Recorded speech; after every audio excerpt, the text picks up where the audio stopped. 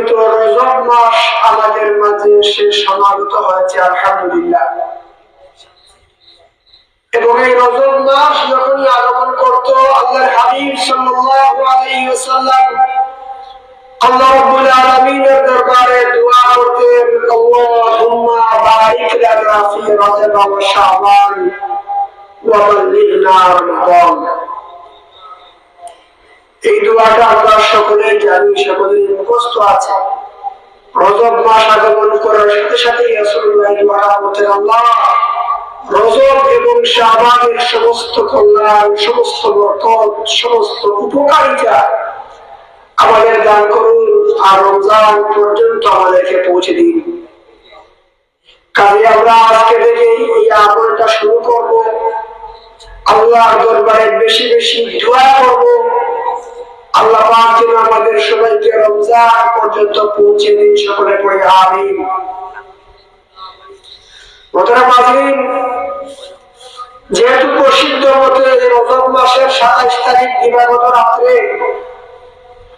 বিশ্বনবী মুহাম্মদুর রাসূলুল্লাহ সাল্লাল্লাহু আলাইহি ওয়াসাল্লামের জীবনের অন্যতম ঐতিহাসিক মুজিজা, যেটাকে লাইলাতুল মিরাজ বলা হয়, আল্লাহ নবী সাল্লাল্লাহু আলাইহি ওয়াসাল্লাম আল্লাহর দরবারে আরশে আজিমে আল্লাহর আরশে গিয়েছিলেন। অধিকাংশ মুফাসসিরিনে কেরাম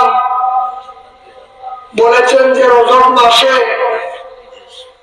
মিরাজ সংঘটিত হয় নাই, অন্যান্য মাস উল্লেখ করেছেন, কিন্তু মশহুরাতান এই রজব মাসের 27 তারিখে আমরা এই মিরাজকে পালন করে থাকি। দেখেন, মিরাজ পালন করার কিছু না, মিরাজে আমল করার কিছু নাই, কিন্তু মিরাজের তাৎপর্য, মিরাজের মহত্ব, মিরাজের গুরুত্ব, রাসূলুল্লাহ সাল্লাল্লাহু আলাইহি ওয়াসাল্লামের যে মিরাজ একটি বিশাল অলৌকিক ঘটনা, আল্লাহর পক্ষ থেকে আল্লাহ নবীকে আল্লাহ তাআলা এমন এক জায়গায় দিয়েছেন, যে জায়গায় পৃথিবীর মানব জাতির মধ্য থেকে কখনো কারো ক্ষমতা হওয়া দূরের কথা, কেউ কল্পনা করা সম্ভব নয়, সেই জায়গায় আল্লাহ নবীকে আল্লাহ তাআলা নিয়েছেন। এবং গোটা বিশ্ব মুসলিম উম্মাহর কাছে আল্লাহ নবীকে শ্রেষ্ঠত্ব এবং মহত্বের সর্বশ্রেষ্ঠ সম্মানে অধিষ্ঠিত করেছেন, আলহামদুলিল্লাহ। এই মিরাজের মাস হচ্ছে এই রজব মাস। আমরা এই রজব মাসকে পেয়েছি বলে আল্লাহর দরবারে শুকরিয়া আদায় করি, আলহামদুলিল্লাহ।